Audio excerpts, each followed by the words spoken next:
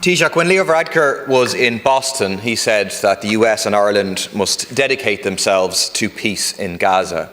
The US administration has continued to dedicate themselves to supporting, to financing, to arming genocide. But students across America have fought for peace, have protested against genocide, and for their universities to divest from that genocide.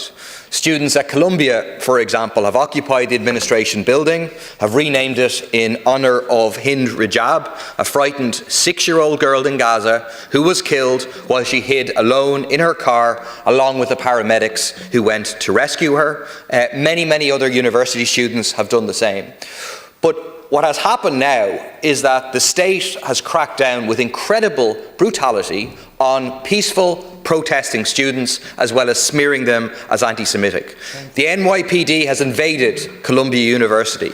It's deploying military-grade equipment. You see things, effectively vehicles that are like tanks, rolling down the streets to attack an occupation of students. Tear gas, flash grenades, brutalising students with the full blessing and authorisation of the administration. NYPD officers assaulting students, pushing them downstairs, leaving one unconscious. At UCLA, instead of the state directly doing it, the state has stood back while for over 7 hours right-wing pro-Zionist gangs have attacked the camps in all sorts of ways, gas canisters, pepper spray, throwing fireworks and bricks into these peaceful protesters. So you have incredible state repression cracking down on democratic rights being used in the US to stop those who are raising their voice against genocide happening in the Middle East. Will you raise your voice against this? And would you encourage students in this country to follow the lead of students in the US, to occupy universities, to say there must be no connections between universities in Ireland or around the world with Israel? Very much thanks to colleagues, to Deputy Haughey. In my previous capacity as Minister for Further and Higher Education, Research, Innovation and Science, I'd visited just Washington and Boston in the month of February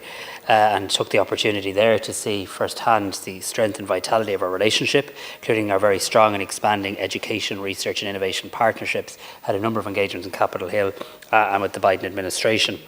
Since becoming Taoiseach, I have had engagement with the Special Envoy Joe Kennedy, with Nancy Pelosi, who was in Ireland last week. I met her in government buildings, and I've also had a bilateral meeting with the US Ambassador, and I hope to speak to President Biden shortly, because I think it is important that we continue to engage and to talk with the US administration on issues of mutual interest and concern.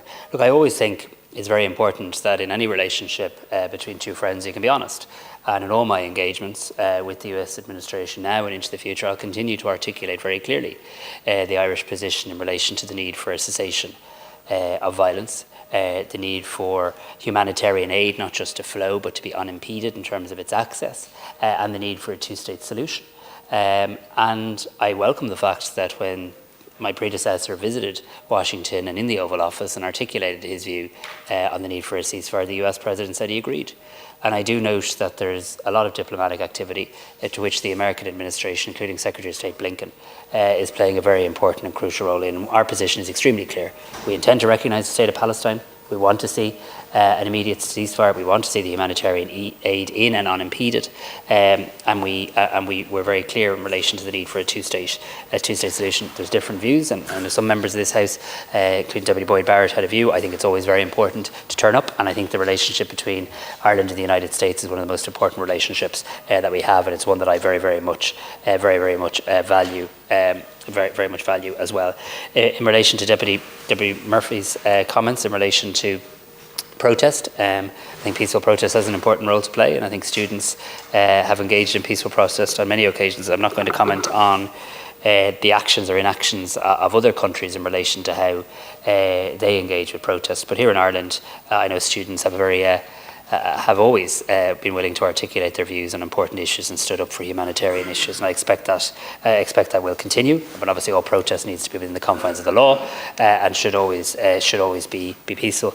Deputy Americu, I mean, to agree with you, yes, I think it is important that we continue to be truthful in relation to the Irish position in all our bilateral relationships, and with the US, that is no different. Your own party would have gone to Washington in March, and I'm sure you articulated the position, as would The then Taoiseach has done that, and I think we should all continue to speak insofar as we can with one voice in relation to the people of Ireland's view about the need for an immediate ceasefire and an end to the most horrific scenes that we're seeing in the Middle East. I note your comments in relation to divestment, and the work is ongoing in relation to that.